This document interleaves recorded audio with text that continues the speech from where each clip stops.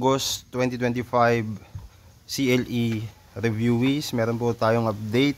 3 days ago, nag-post po si Attorney Ramil Cabao, ang chairperson ng PRB, ng update regarding the subject professional conduct and ethical standards for criminologists na subject. So, ang laman na lang po ng ethics, kung titignan natin, ay 4 na competency. At kung susuriin natin yung mga competency rito, umiikot yung topic sa Code of Ethics ng Criminologist. Yan po yung PRB Resolution number 007 na pinablish po noong January 15. Approved po yan noong December 2024, pinablish noong January 15 at nag-took effect noong January 31 this year, 2025. At kung mapapansin nyo sa item 4.1, ang practice outcomes ay apply chapter 1 and 2 of the Code of Ethics and Professional Conduct of Criminologists. Kung gusto nyo po makita yung kopya nung mismo pong COPSIS, ay nandun po sa aking Facebook profile. Pwede nyo pong tignan doon. At 4.2, exhibit adherence to chapter 3 of the Code of Ethics and Professional Conduct of Criminologists. So, ang content pa rin dyan ay yung ating COPSIS. 4.3, aside from the COPSIS, nandito rin yung topic regarding the oath of professionals. So, ang competency dito ay applying, no? Apply the oath of professionals and chapter 4 of the Code of Ethics.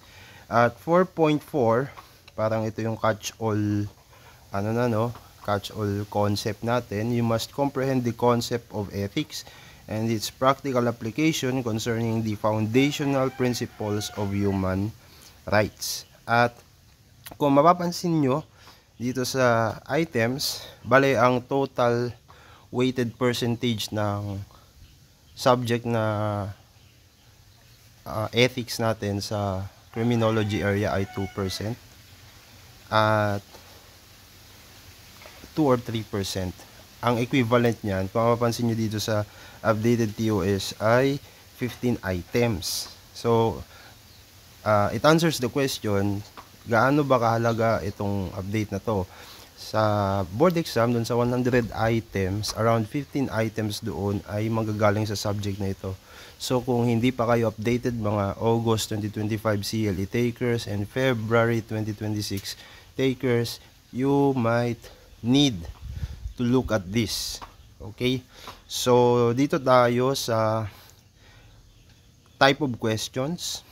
Ito yung Bloom's taxonomy natin. So, kung mapapansin nyo, sa 4.3 and 4.4, meron tayong tig-isang understanding type questions or question. And ang pinakamarami ay more on applying type questions. Ito yung mga naririnig ninyong situational questions. Sa 4.1, meron tayong 2 applying type question together with 4.2 and 4.4, no, na tig to 2 questions.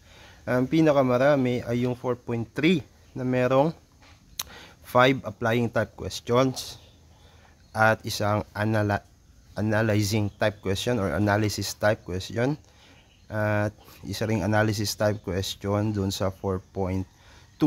So, July 12 ngayon, August 1 ang board exam, third day, bale August 3 ang criminology area. Marami pa kayong araw para i-review to, mga kaibigan. Alright, so good luck sa mga August 2025 CLE takers.